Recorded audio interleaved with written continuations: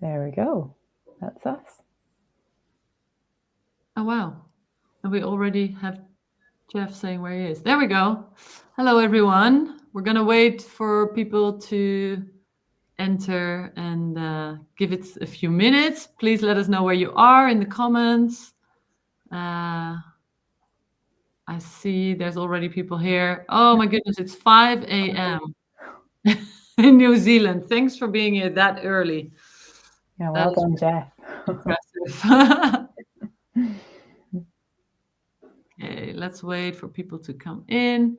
And today we're here with Diane Smyth of the British Journal of Photography and the Photoworks Annual, and of course my co-host Fiona Steffen, also from the Seven Foundation. Thanks everyone for being here. I see Gilles entering from Zurich and Sandra from Amsterdam. Manuela from Ireland. Okay, now it's going to add up. Stephen Mays, hello, how are you? Hi, Stephen. Very nice to see you. Jamie from Dallas, Texas. Everyone, welcome. Thanks so much for being here. And today we're going to do our editor series, and I'm very sure that Diane will share, first of all the lovely work and things that she worked on, but also advice to the photographers here on how to get your story seen and how to pitch maybe. We'll get there in the upcoming hour. Perfect. Let's wait. Yeah, let's wait a few more minutes, 2 more minutes, and then we'll start.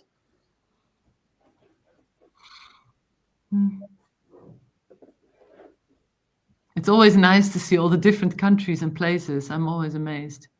I know. We've got quite a few people filtering through now. And I think we have the stretch of the globe almost. Particularly New Zealand. I'm so impressed. So keep telling us where you're calling in from. Because we're nosy. We like to know. We like to know where you are. Bangladesh, Madrid, Denver. Okay, shall we start? Okay. Yeah, let's get going. Yeah. So we'll play a quick countdown and then we'll get started.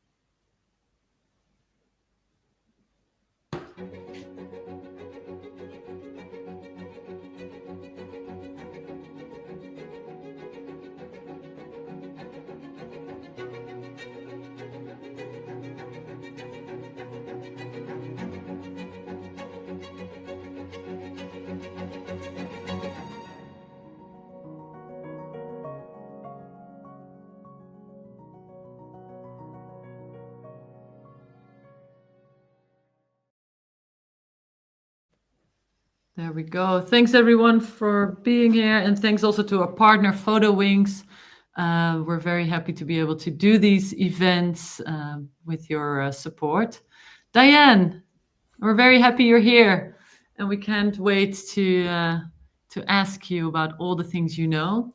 Just as an introduction, Diane Smyth is an editor of the British Journal of Photography and the Photoworks Annual. She also teaches history and theory of photography at LCC, the London College of Communications. Thanks for being here. Thanks for having me. We're very excited. And everyone here, please feel free to ask any questions in the comments. We will try to make sure to get to all of them throughout the upcoming hour. So whenever you feel like, I want to know this or I want to know more, put it in the comments and we'll get to it. Just to start, I would really like to know how you started in this career and what was the beginning of your journey into photography and editing. Yeah, it's a really good question. And someone asked me this recently, and I sort of said one thing that got me into it. And then I got asked again, and I said something earlier. And then, of course, like the more I think about it, the more I think of like images from earlier and earlier in my life. I guess because we all grow up with photography now. I think if I really think back, so originally I was born in Northern Ireland and my father was from Northern Ireland. So the news was something that was really important, especially after we left when I was 5 when we moved to England. So if there was a report about Northern Ireland on the news, you'd have to be quiet and everyone would have to watch it.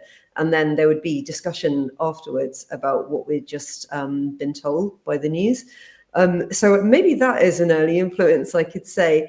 But when I was a teenager, I was always really into reading and writing. And then when I was a teenager, it was like the kind of golden age of style magazines in the UK. And I grew up in a small town. There wasn't, like art galleries or art bookshops and that kind of thing. But I could get my hands on The Face magazine, which was like one of the iconic style magazines. So that made me extra interested in photography. And it also kind of made culture feel quite kind of welcoming and a place where I would be able to work. Then I went to university, I studied English.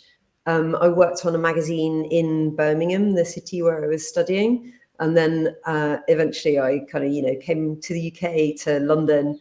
And I started working as a journalist. Initially, I was doing like financial journalism just because I managed to get a job in journalism. So that was like my first goal, actually get paid to do writing. And then I obviously wanted to write about something I was a bit more interested in. And eventually I managed to get a job in BJP a really, really long time ago when it was quite a different magazine. And so I've worked on the magazine for more than 20 years now. I have been away and come back, but yeah. That's amazing. Yeah, I saw that actually on their website. She's back. Now as a staff. Yeah. But you've been there many years, and I think many of us know you've been with them for a long time. I'm curious, when you said it's a totally different magazine now, can you explain a little bit what you mean by that throughout the years? Yeah, sure. Like when I first joined, it was a weekly magazine and it was a trade magazine. It's like the kind of magazine that was very much aimed at someone working in a profession. And it would have like lots of practical advice for photographers, which is no bad thing. Like I think, that's something I'm interested in doing more of again in the magazine. But like literally we would have, what insurance would be the best insurance to have if you were going to go and photograph a wedding. And we would also have a lot of technical reviews. Then in 2010, it went monthly. Largely, not only, but in part, I suppose, because of the internet. So the impetus of having a weekly magazine wasn't quite the same anymore. So we could have news online, and then the magazine could do something different in print and be like a more kind of beautiful magazine in print. Now it's a quarterly. So when I came back 2 years ago as editor, we went quarterly, but it's much, much thicker.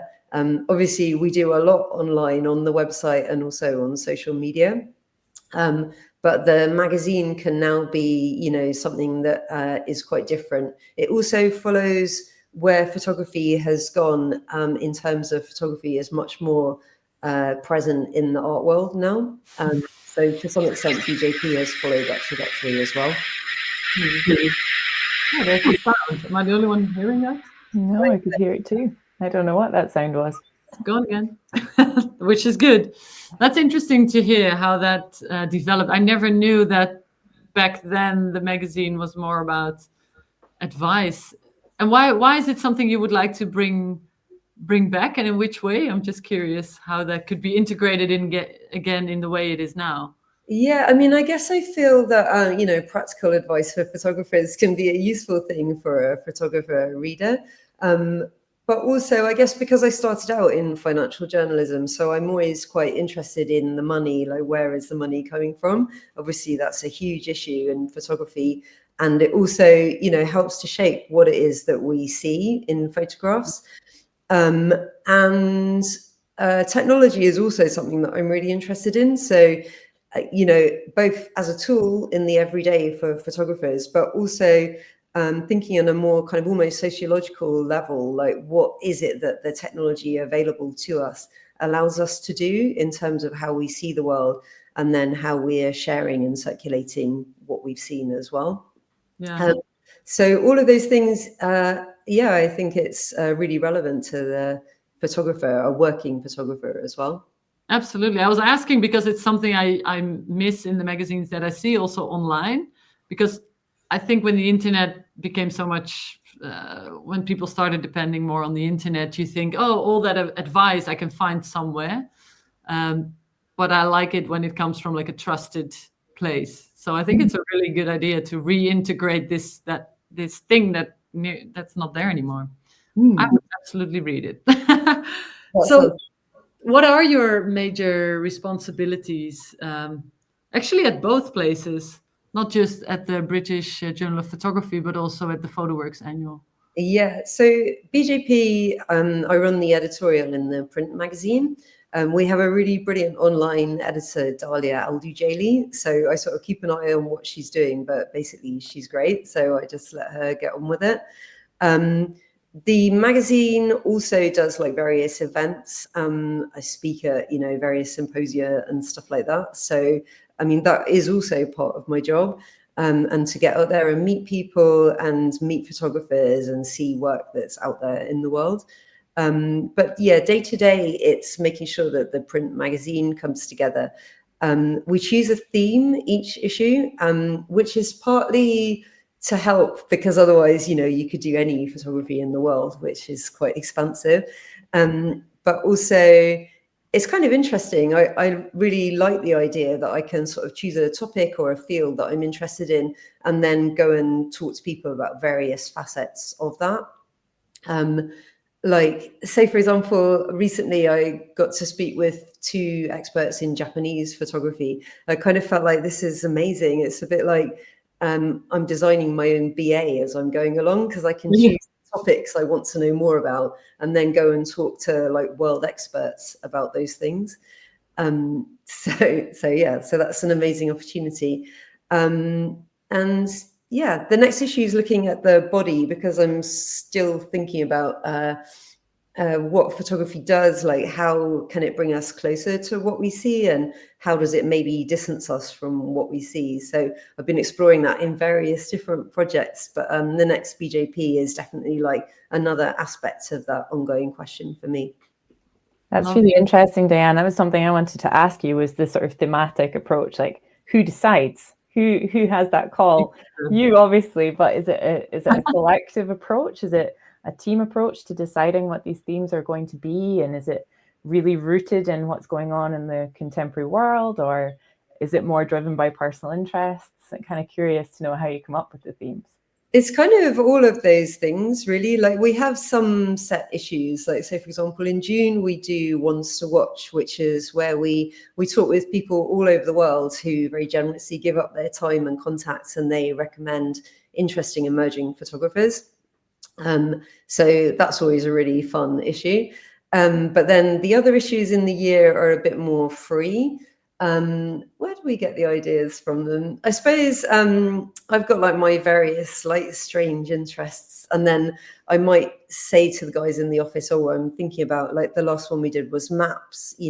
Reality is bigger than what can be contained within photography. So we looked at that from various different points of view and different technologies that you can use to look at the world. But then it was a bit like, well, we've done quite a few issues that were quite kind of techie in a way. So it would be nice to do something that feels a bit warmer. So that was one of the reasons that I thought it'd be interesting to do the body issue next.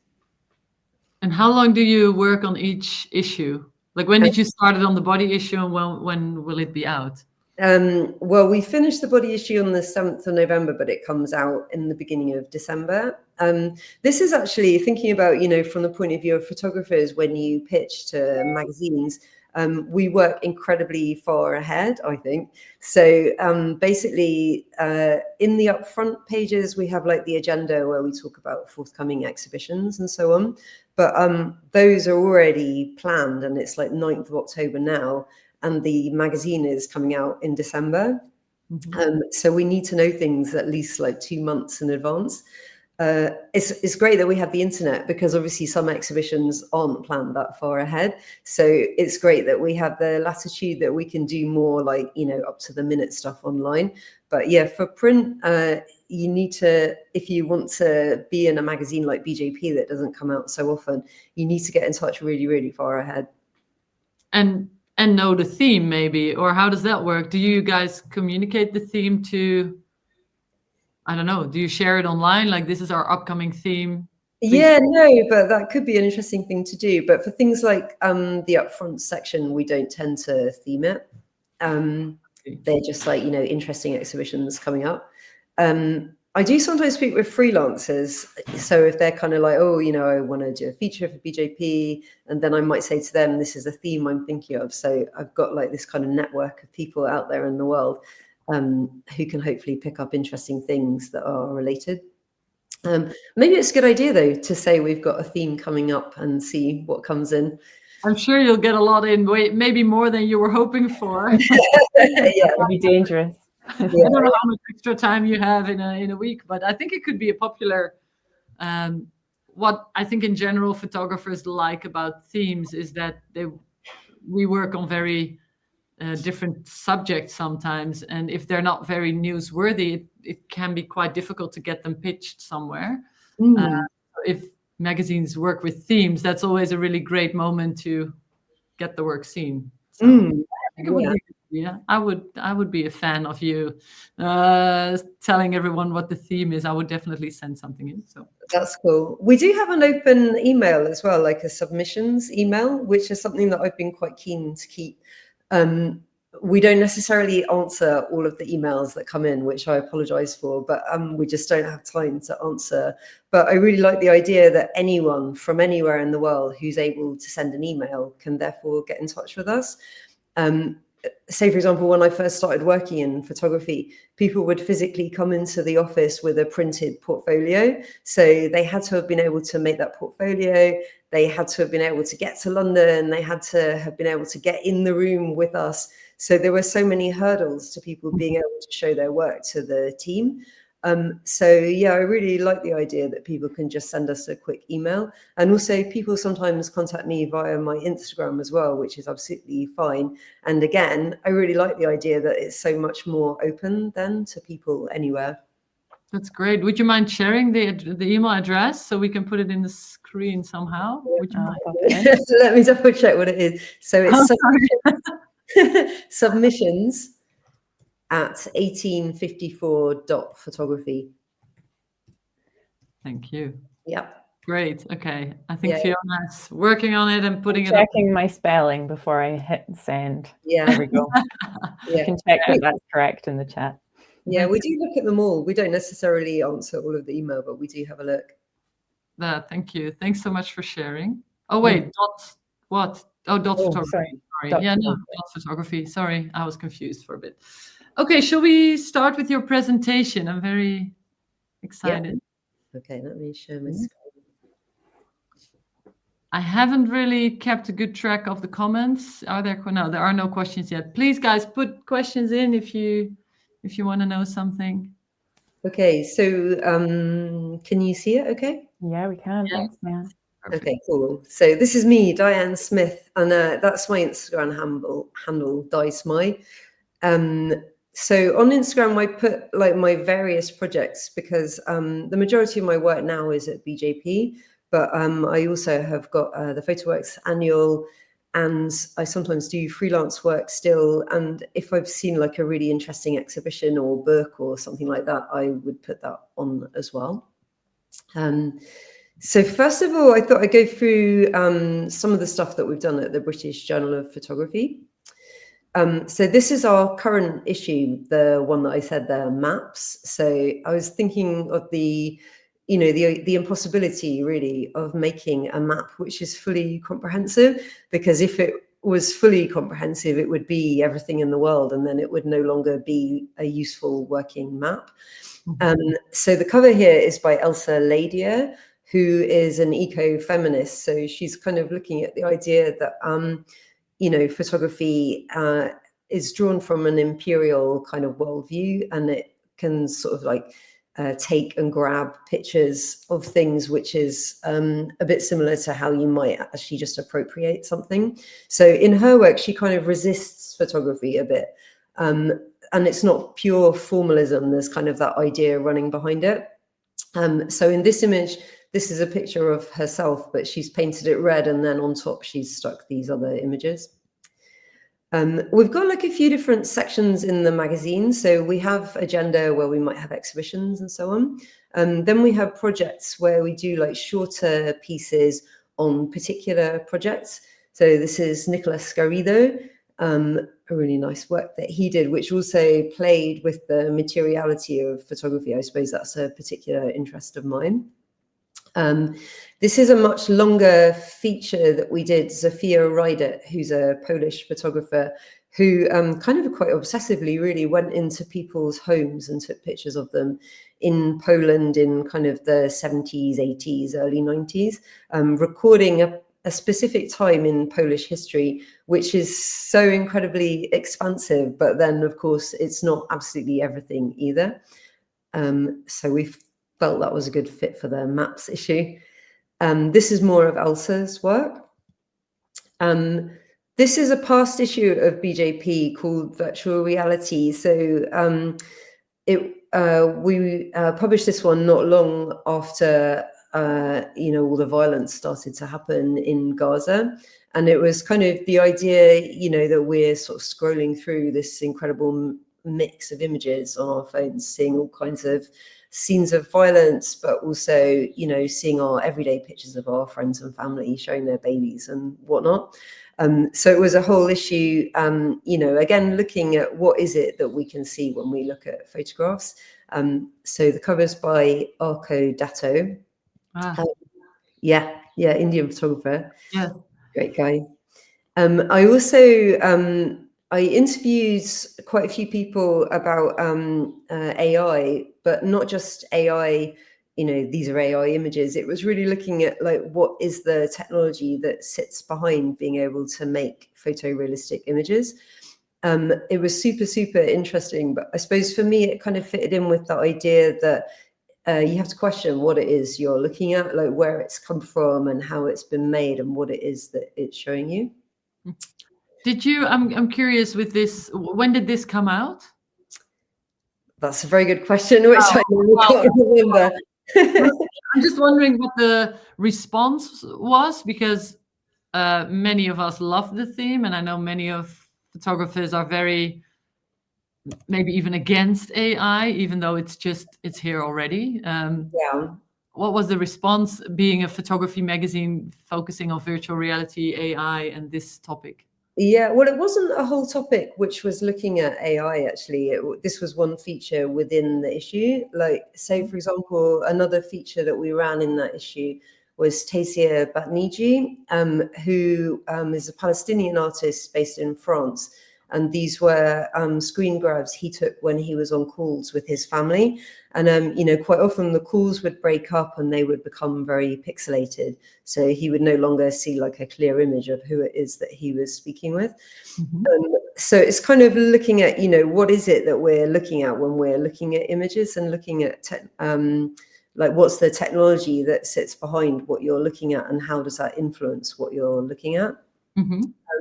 And the article that I wrote about AI, actually, it made me less I mean, it's not that I was super enthused about AI, but I wasn't necessarily against AI. But having spoken with all of these people about, the data sets on which AI is trained and how the AI is trained and the keywording that goes into it, it made me much more not exactly suspicious, but wary of AI images and the worldview that's being presented to you when you look at a composite image. Because all of the kind of, biases and maybe negative biases that people have go into the keywords, and therefore go into the images that come out of the other end of AI. Mm-hmm.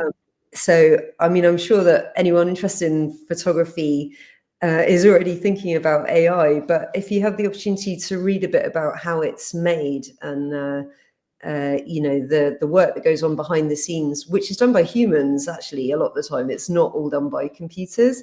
It's really, really interesting and quite an eye opener as well, I think.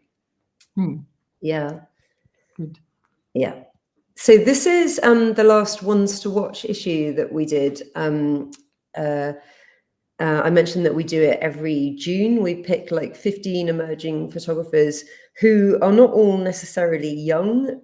You might be someone older who didn't have opportunities when you were younger, or we had one photographer in a recent issue who had had children and had taken up photography when her children became more independent.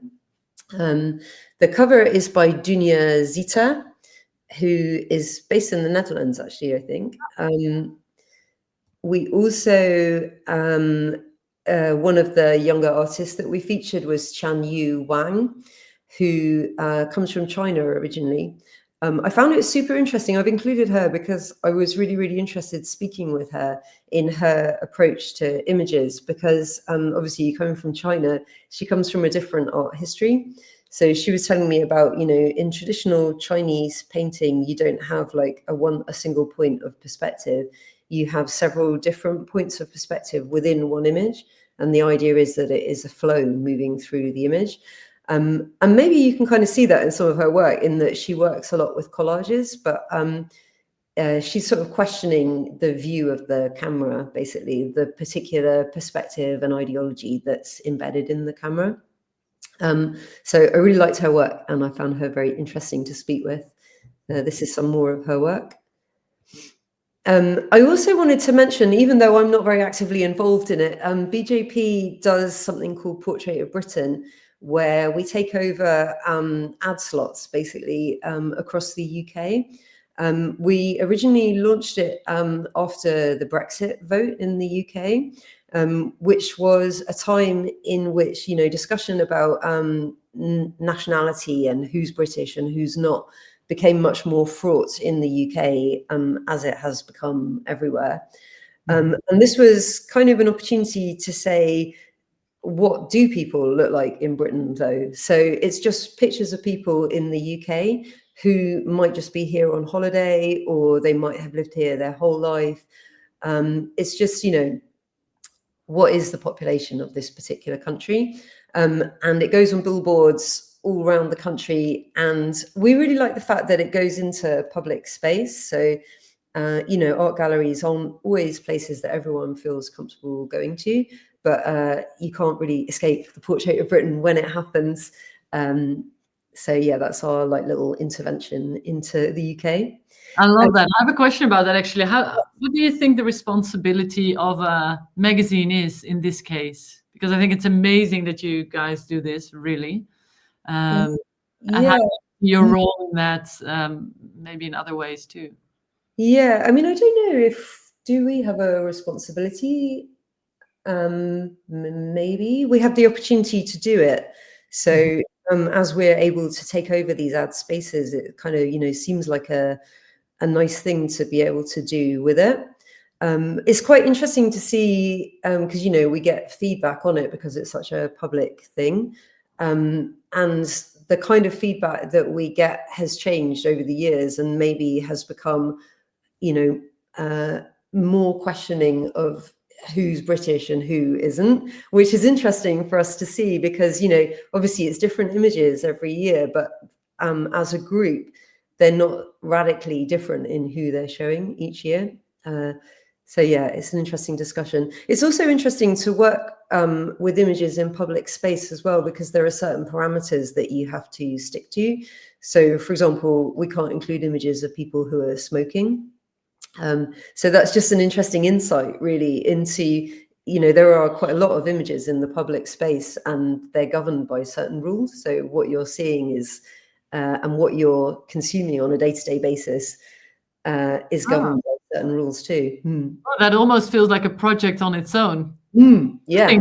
To now know what's filtered out, what is seen as norm or healthy or good for us people to see in the public space, and what is not. Yeah, absolutely. Yeah. It's an interesting. I didn't know that. Interesting. Thanks for sharing that. That's cool. So these are some older BJPs, because as I mentioned, I've worked there for a really, really long time. So this is back in 2016. So the editor that originally employed me, Simon Bainbridge, was a really brilliant editor, but he would sometimes let me take over.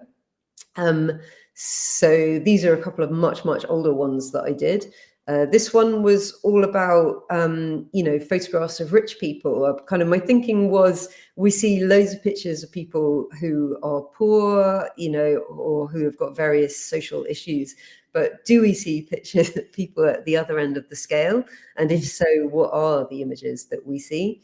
So I suppose, everyone in photography now is much more conscious about the gaze. Whose gaze is it that we're looking at, and whose images is it that we're seeing? So I suppose that was around the time that maybe I became so much more conscious about that too. This is one from 2014. So this is basically just after I came back to work, having had a baby. So I had a year off, and I was in the company of women nearly all the time. So when I got back to work, obviously I had been aware that photography in 2014 was quite male dominated, but having spent a year with so many other women on maternity leave, coming back into the industry, it was so shocking just how male dominated it was. So I pitched the idea to Simon, let's do an issue which is only women photographers. And, we had a bit of a discussion about it, are there so few women in photography? And I was like, right. So I literally, went to various photographic agencies and galleries, went to their websites, and I literally counted the number of photographers and how many were men and how many were women. And it was shockingly low. So this was kind of a bit of a stunt, I suppose. There are women photographers, enough to fill a whole magazine. And sometimes I think about this, would this still feel like something that I wanted to do? And I feel that things have moved on a lot in photography, but I don't know. I think it's also not just photography's problem. It's obviously the society that we live in partly governs who it is making images. But there's better representation now, Diane, across the different organizations that you work with. Do you see more balance than there was it? Yeah, there's definitely more balance. But I think that some of it is out of the hands of the photography industry, because it's to do with access to affordable childcare and various issues like that. So, the photography can do certain things to try to move culture along, which I really believe in that as an idea. I believe that art and culture can evolve what we're doing as societies, but also there are limits as well to what we can achieve.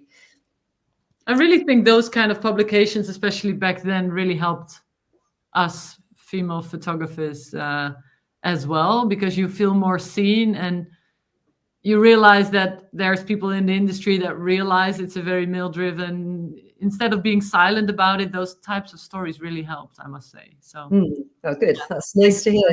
Yeah. Okay. So, gosh, I'm aware that time is flying by. So this is Photoworks is a different kind of a company to the British Journal of Photography. So BJP, it's a private company. We don't have any arts funding, no state funding. We basically, what we can earn, then we can spend it on making the magazine. So I had the opportunity to work with Photoworks when I had left BJP for a bit and was freelancing. I got a job working at Photoworks, which is an arts charity, which does have some government funding, and they also, fundraise in other ways too. They have pots of money to give to photographers to make new work. So they do, photography commissions.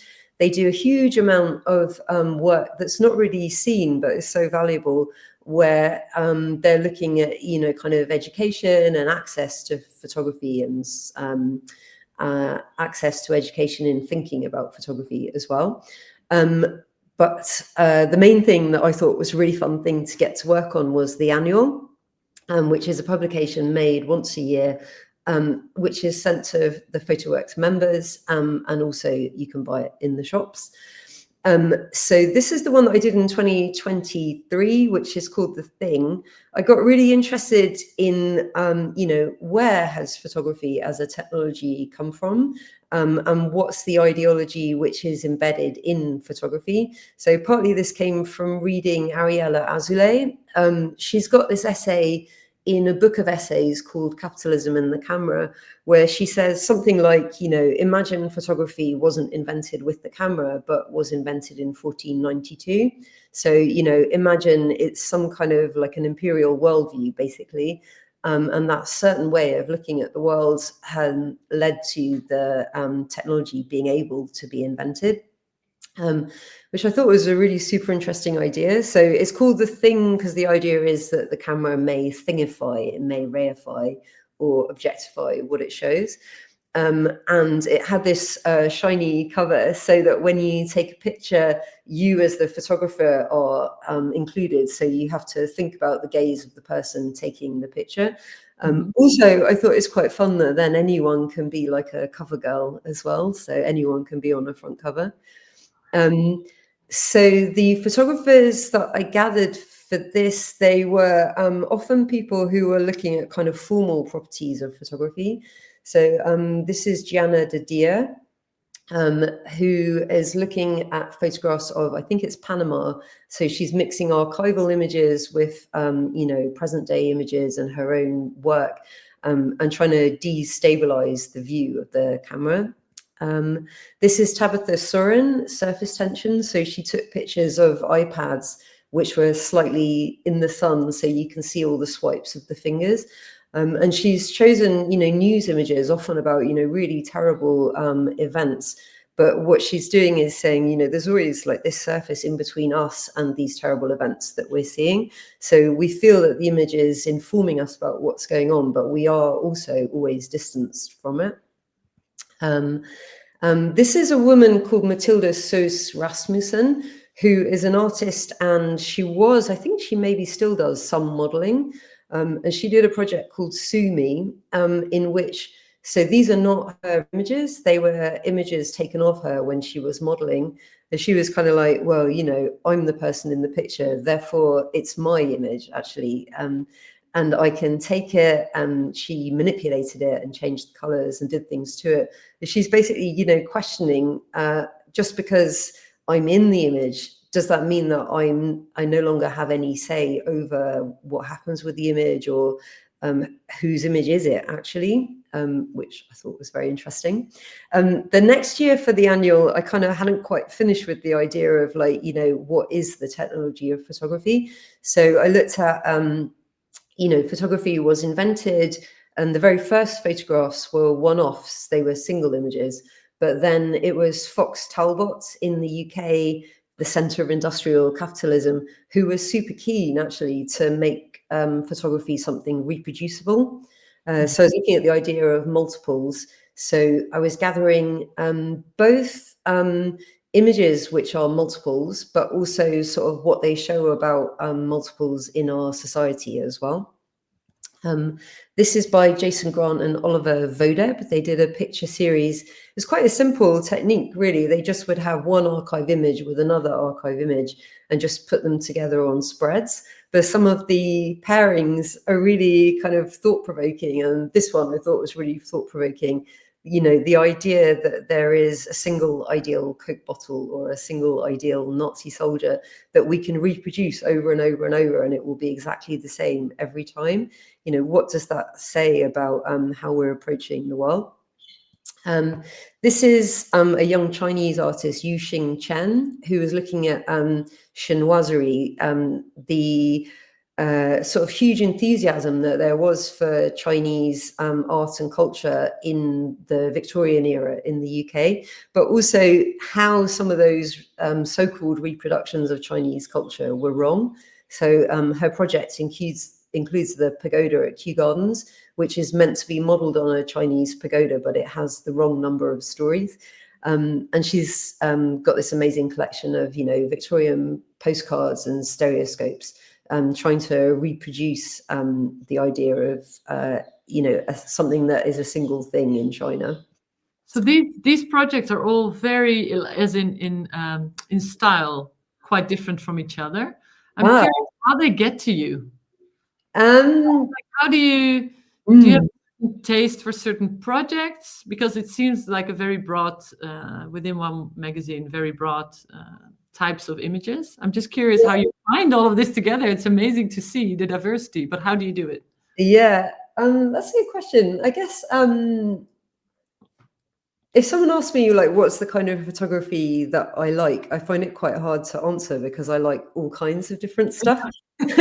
And I find it quite interesting how different like different facets of, to me, what might be one idea, like how differently that can be approached with different techniques or different styles, or where I see things is like all over. Like I have to delete Instagram off my phone because I could be on that forever otherwise. Yeah. And I often take screen grabs as I go along. So I try to collect things as I go along. I go to lots of exhibitions. Obviously, people are emailing me. Yeah, I don't know, really. Festivals, all the usual places where people see photographs, I guess. Which festivals do you like to go to see work? I go to Arles. That's like the really big photography festival, I would say. I have been to various others. I don't go to so many now, to be honest, because I have a kid, so I don't want to be away from my family too much.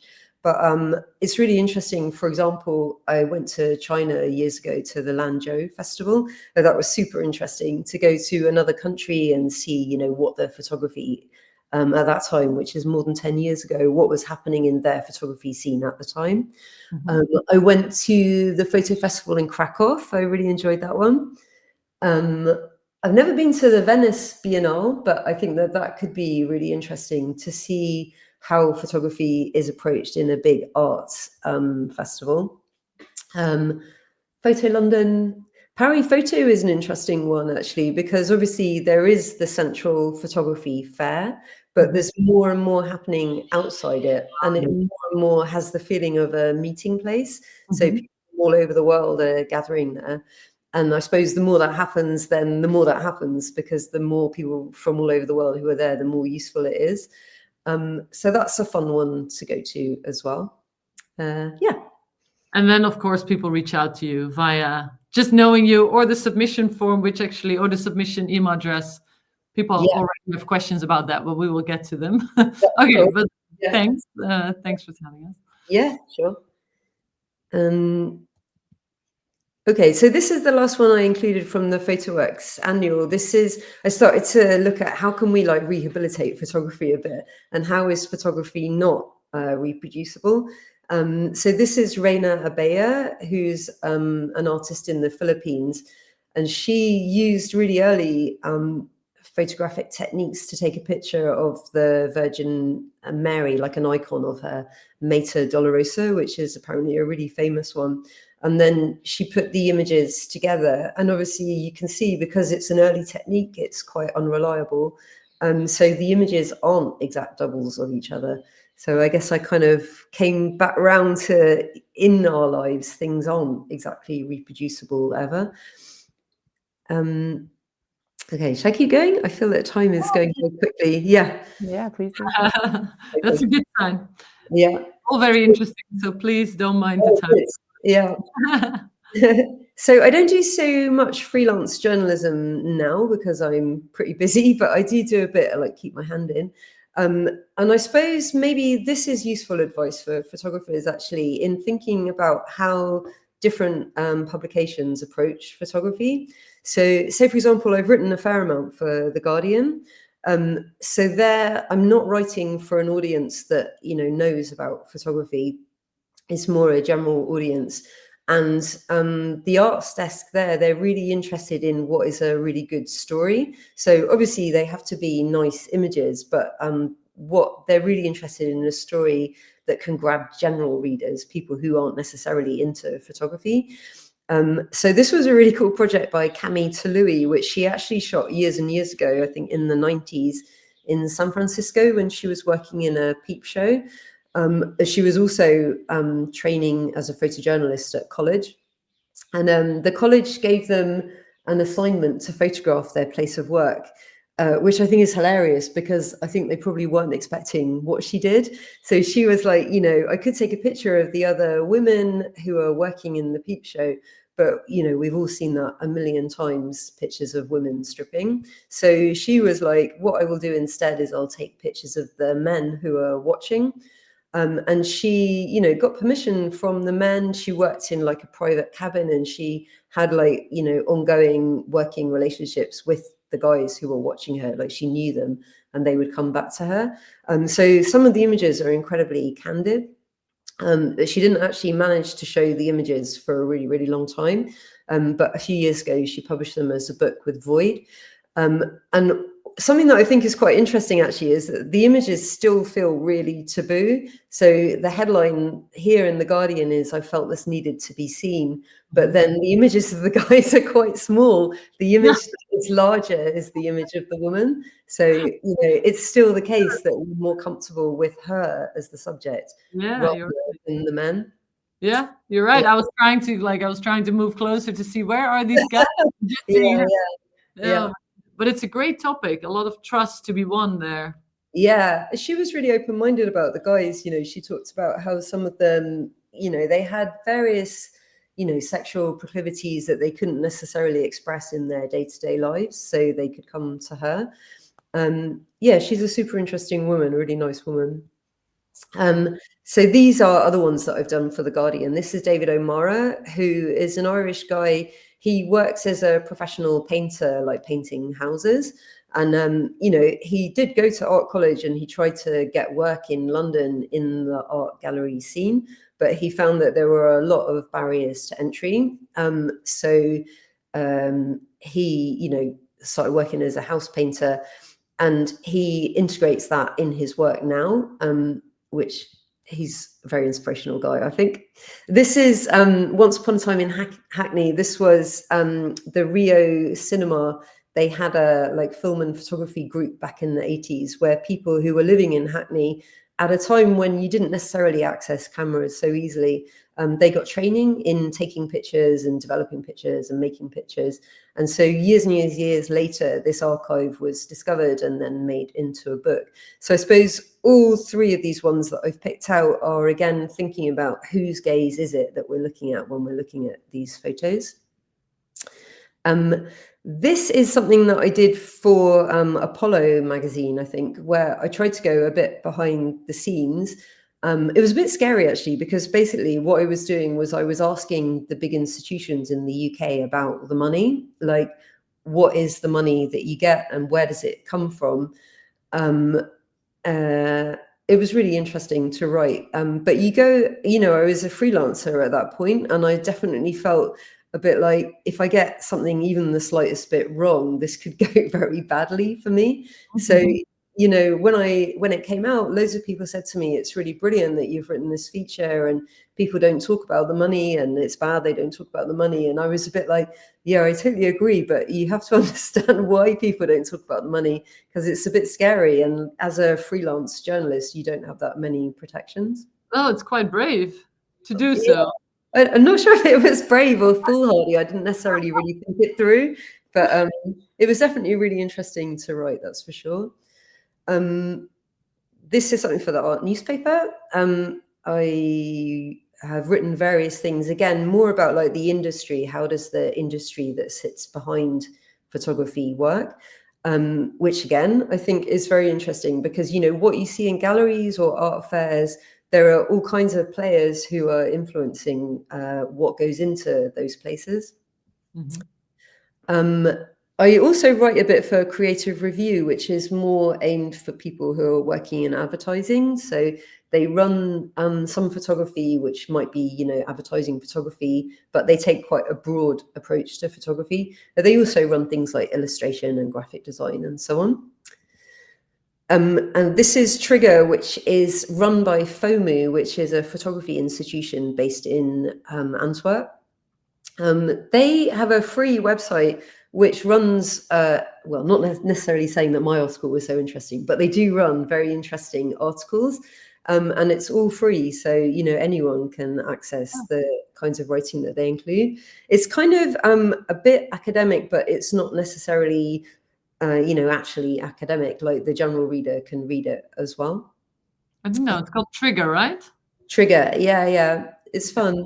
This one I wrote about, there was an exhibition at the MEP, the Maison Européenne de la Photographie in Paris, which was intimate images. So it was a lot of images that photographers had taken of their lovers, really.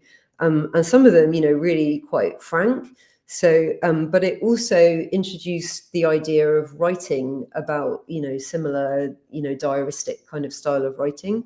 And it got me thinking a lot about what does it mean to publish that kind of writing compared to that kind of photography, and what are some of the differences in, photography and writing when you're doing it about a particular person in quite an intimate way.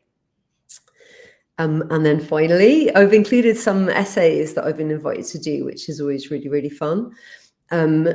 You get to have a bit more latitude, I suppose, in the kind of thing that you're writing.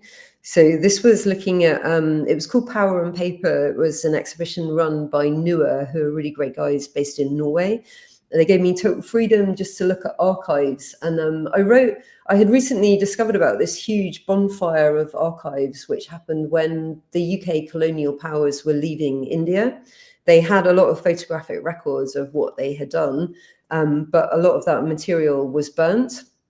And then the bonfires became so huge that the smoke became really noticeable, and it became kind of embarrassing. People could see what they were doing. So then they started to sink various records at sea, which is absolutely fascinating. I think, like, who knows what they were getting rid of, but also, only certain things would have been recorded by those people as well. So it's not that it was a record of everything in India. It was their take of what they were doing in India.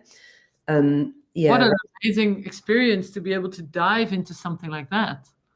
Yeah, really, really interesting. I'm curious how this stretches several years, right? But it seems the way you're working, you have to combine a lot. Yeah. Is it with your teaching, you're an editor, you're at two places, you're doing the essays. How do you is it possible to kind of use the one skill in the other place and using an interview that you did for someone somewhere else, or is this all separate things? And are you just a master of organizing? Well, first of all, I think that I'm not unusual. Like so many people who work in creative fields are juggling lots of different jobs. Mm-hmm. So, I'm sure loads of people out there know exactly what it's like.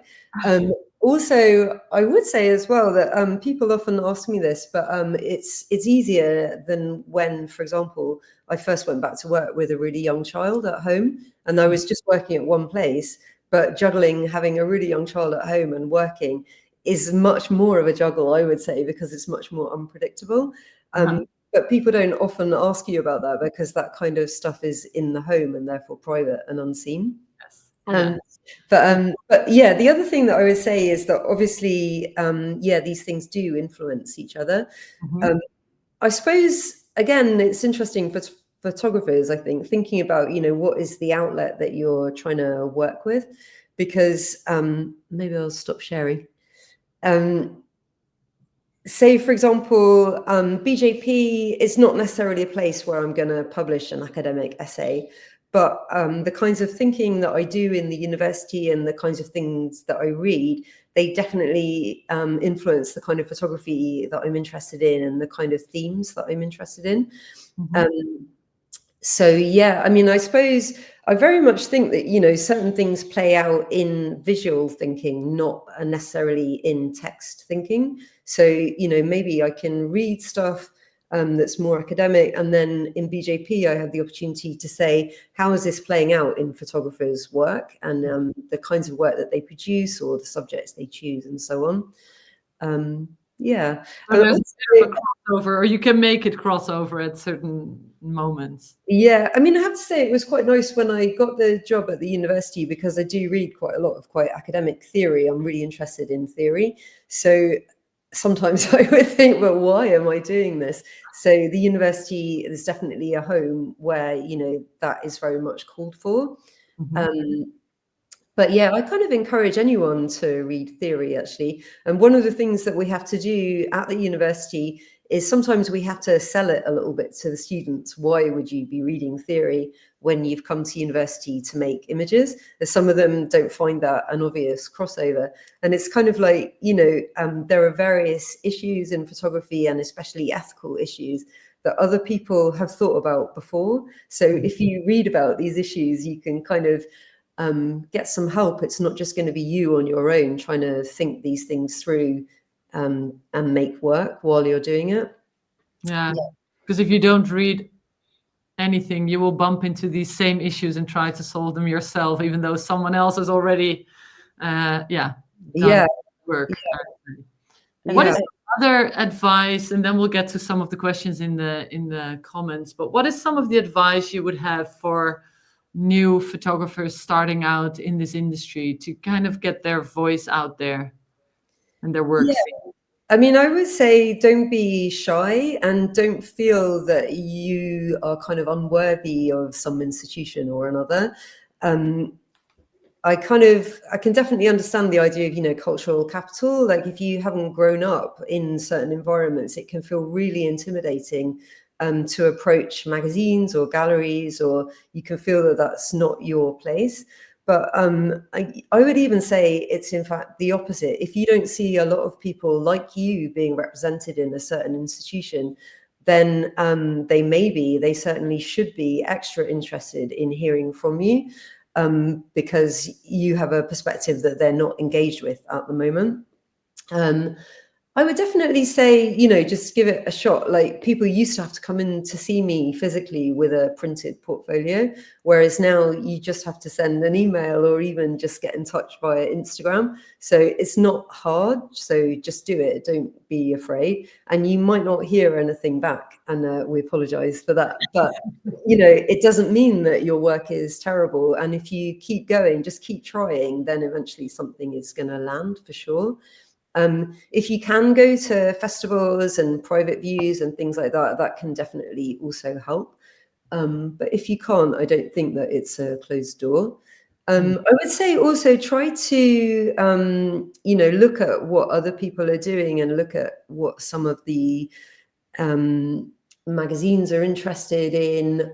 Think about, the particular approach of different magazines. So the kind of story that The Guardian would publish, sometimes it's the same story that BJP would publish, but sometimes they're quite different because, BJP is read by a particular group of people who have photographic knowledge. So we might be interested in something that's a bit different to what The Guardian realistically is going to run. Mm-hmm. Yeah. And Diane, is there anything that strikes you when you're looking at the work across all of these different photographers and across the different publications that you engage with?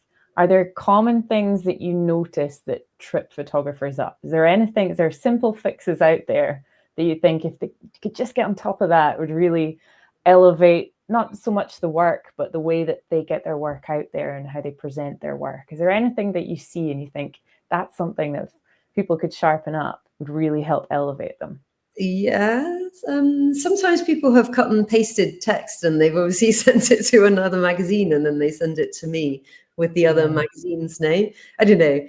But I understand, like, I'm sure I've done the same thing when I was a freelancer and I was pitching. So, we understand that you're human beings and you make mistakes sometimes. I think it is really that, though, trying to have in mind the audience that you're going to be trying to reach and who it is you're speaking to. So the particular edit of images or the images that you send, they might vary from magazine to magazine, or from gallery to gallery or individual to individual. So it's not that you don't have like a core. There's obviously like your stuff that you're interested in that doesn't change, but you can maybe kind of edit just a bit to fit it into certain slots. Thank you. That's solid advice. I love to hear that you also understand when people do make that mistake of believing in the name. That's very kind. There's a question coming in from Jamie, or maybe Jaime. Jamie, I don't know how to pronounce your name. I'm so sorry.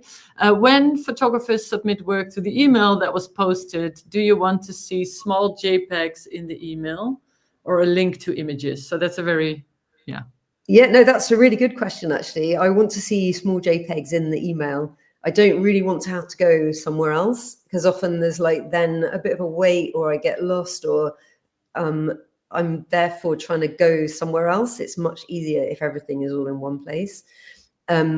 Also, yeah, I don't particularly want to have to go and download images from somewhere else, because I downloaded a virus last year. The IT guy at work was most concerned. So yeah, just, bear in mind that it's much easier if we're not having to download stuff, because we don't always know what it is that we're downloading. Yeah. Thank you.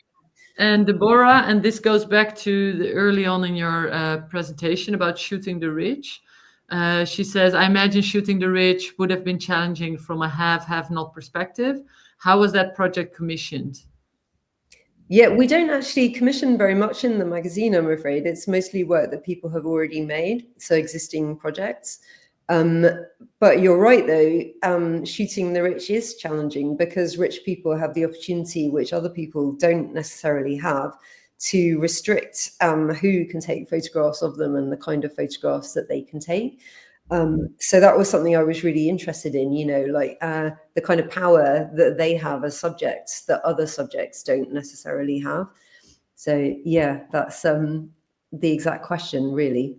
She was also curious how, you might not know that then because it wasn't a commission, but I'm curious if you know, or she's curious to know how many were in the end said yes. Do you know this, and how many said no? Because yeah, that issue of the magazine, we carried a few different approaches. So the one that was on the front cover is Zed Nelson, who's a great photographer, and he's also quite charming, which I think probably helped, because he seemed to have managed to get into the private rooms of quite a few wealthy people. We also carried work by Karen Noor, which she had made in the 70s, I think, 70s, 80s. But her access in that case was that she came from a more upper class family, and her father was a member of a club. I think this is the story anyway. So they were, introduced to her. So it's a certain network of people that if you have an introduction, you can be in that network, but it might be much harder for others. But then we also, we ran some images by a guy called Doogie Wallace, who just literally hung out outside Harrods and took pictures of people on the pavement. So, you can argue about the ethics of just, putting a camera in someone's face and taking a picture. Often now people, especially students at the university, it's quite interesting. They're very reticent about taking pictures of people without their permission, which I totally understand. But on the other hand, it is useful sometimes to see pictures of people that they wouldn't necessarily approve. And the example that I always give the students at university is, when we were all in our lockdown in the UK, Boris Johnson was having parties in the back garden of 10 Downing Street. Eventually, images emerged of that, which I'm sure he would much rather that those images had never come out. But I think it's, in the public interest that they did. Absolutely. Yeah. Also, when I teach, I get and maybe Fiona too, I don't know, a lot of questions from students about asking people to be in photographs or not. And they feel, there's a different generation moving up. I don't know how to exactly explain what I mean, but you just explained it best. And it really surprises me, because I agree with you. I think it's great, but you also have to realize when it's news or when it really serves the public, the image needs to be made, in my opinion. Yeah. Also, I'm also interested as well. I don't necessarily, always just run documentary photography, although I love documentary and we do run documentary photography. But I'm often interested in, projects which are about something going on in the world. So sometimes I feel that younger photographers, there's almost a tendency that they only want to take pictures of themselves and their own lives. Mm-hmm. Which, diaristic approaches can be super interesting. There's definitely value in that work. and kind of really embracing that subjectivity. But at the same time, you know, there's a lot going on in the world. So I think it's really important that we keep hold of the idea that we want to address big topics in work as well. Absolutely. Absolutely agree. James has a question, recognizing the potential commercial sensitivities, but do you share or socialize your future topics list? Your comment that you work way in advance. Yeah, well, Share. yeah, that's what you said as well. So maybe it's something that we should do. Yeah, I hadn't really thought of it. But is there already an upcoming one that you might be able to share? Is this company sensitive? Yeah, no, not really. I mean, to be honest, I'm still thinking about what the next issue might be about. And so far, the one that really appeals to me is cars. But I have to say, I said that in the office today, and everyone was a bit like, what are you talking about? A whole issue about cars. So we'll see if that one gets off the ground. Yeah. Enough photography from that topic, I'm sure, to look. To look out from. Yeah. Interesting. Let me see if I missed, or maybe Fiona, did I miss a question? I don't think so. I think we've covered most of them. But Diane, I have a question, if you don't mind. I'm going to butt in here now. And I kind of forewarned you I might ask you this question as well. And it was about, you'd written for Peter Mitchell in one of his recent publications, which was Nothing Lasts Forever. And in a kind of reflection on that piece of work, in discussing photography, he said, it's a necessity. And I was really interested to know your position on that now in the world that we're living in the face of AI and everything that we're contending with right now. How do you view photography? Is it a necessity? Do you agree with him? Like, what's your thinking on that? Oh, wow, that's a great question. I mean, for Peter Mitchell, I think that's very interesting that he said that as well. He grew up in a working class family in London. He wasn't from a background where he would necessarily have become this photographer. But for him, he was obviously very compelled to do it. Do I think photography is a necessity? I have to say, like, over the last few years, I've been quite critical of photography in some ways, in as much as, you know, it's a very certain perspective that is that the technology has grown from. And in some ways, it's a perspective that I'm not very aligned with. However, you know, so sometimes I think about what would it be like to live in a world where there weren't any photographs? I mean, up until, 200 years ago, that was everyone's reality. And now we're so immersed in a world of images, and increasingly so. Like, if I go to Oxford Street, the main shopping street in London, it's just dazzling how many images there are, and videos and mannequins. And this, it's been said before, but it's this total confusion between what's real and what's image. But on the other hand, we do have photography. So then I think it's really important to engage with photography. And if we have these kind of questions about photography, to make sure that we're asking them, and also asking them in a way that, the general public is hearing. So recently at LCC, actually, they did a whole conference looking at images of war, contemporary images of war. But one of the things that I really, really liked about that conference was that it was very low cost. It was also streamed online. They've also put the talks online so anyone can access it. And, they had picture editors from the New York Times or Reuters. They had photographers. They had all kinds of people talking about, the kinds of issues that we in photography talk about a lot. What are the ethics of certain images, and how are they made, and how are they circulated, and how do all of those things express power, really. So I think it's really important that other people, the general public, also gets to hear some of those debates, so they can be asking those kind of questions when they're looking at more and more images every day, and sort of questioning a little bit what it is that they're looking at. Yeah, absolutely. It's interesting. I think, I know you wrote a piece recently, and it was about images of peace as opposed to images of war, because we're so accustomed to seeing images of war and, shining a light on photographing peace and using photography to seek solutions. I mean, what do you feel? What's next in your mind, given you have such a finger on the pulse at the moment, what's in your mind next for photography? What do we need to be doing with this medium? Yeah. That's a huge question to ask. Yeah. I mean, I guess just that really, I mean, I suppose maybe it goes all the way back to the beginning of our conversation. You know, when I was a kid, the news was considered really important, especially if it was about Northern Ireland. And then you had to all be quiet and watch it and then think about what it was you'd been shown. So I really kind of urge everyone to do that. And, you know, AI is part of it, I suppose, because, you know, that it's a massive challenge to the idea that what we're looking at is truth. But anyway, that is something that we should be questioning. Like, I always really enjoy April Fool's Day, you know, when the newspapers might put a jokey story that's false and they run it in the newspaper. But, like, you know, that's the one day of the year where people are actually really questioning what it is they're reading and if it can possibly be correct or not. So, yeah, I think that probably I feel that is the big challenge for photography. Yeah. Mm-hmm. Yeah. Critical thinking and a critical lens. Yeah, absolutely. Yeah. Critical thinking. We all need to develop our faculties so much. Yeah. Absolutely. Yeah. Media literacy, how to read an image, how to know if something's true. Yeah. Big subjects. Yeah, really big subject. But I see it happening, you know, like, say, for example, I still sometimes look at Facebook, although it's not so popular anymore, maybe because I'm a bit older.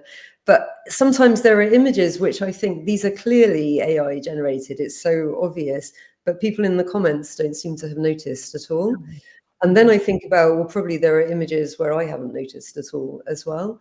Or on the other hand, like images which are true images on Facebook, but they're being interpreted in a really kind of nationalistic kind of a way.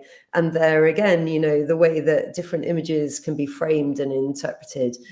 And I suppose just the vision of all of these people, some of whom may be bots, who knows, but like people feel emboldened to say certain things that they might not have done 10 years ago. Mm-hmm. Yeah. Yeah, being critical of the context we read these images in. Yeah. Absolutely. Yeah.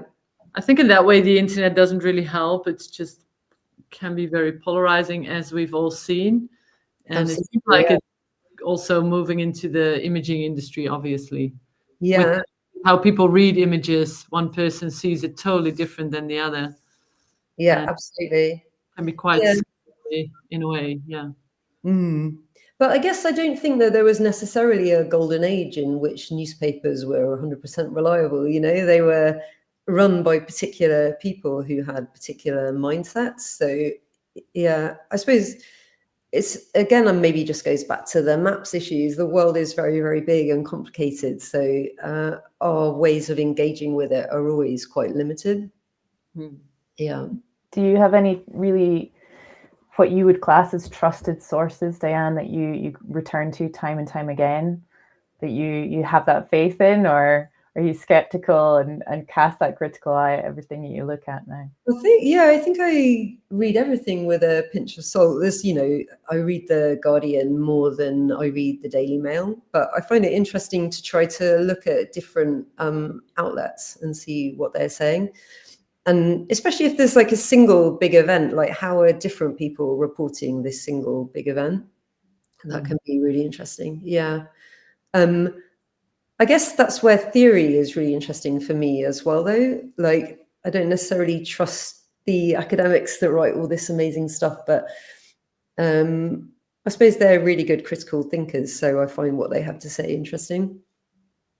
Yeah. And also the comparing of these, different newspapers, different articles can be helpful to create your own critical voice.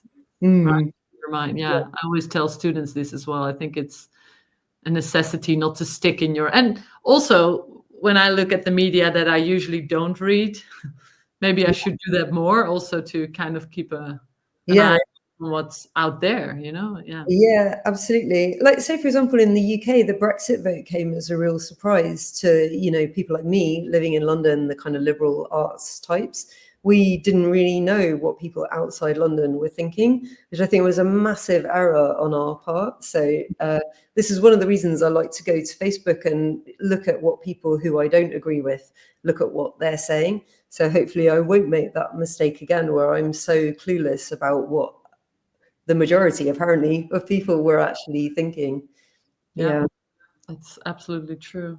Well, thanks for sharing all of this. There's always one last question that I know at least 85 or 95% of the people here are curious about.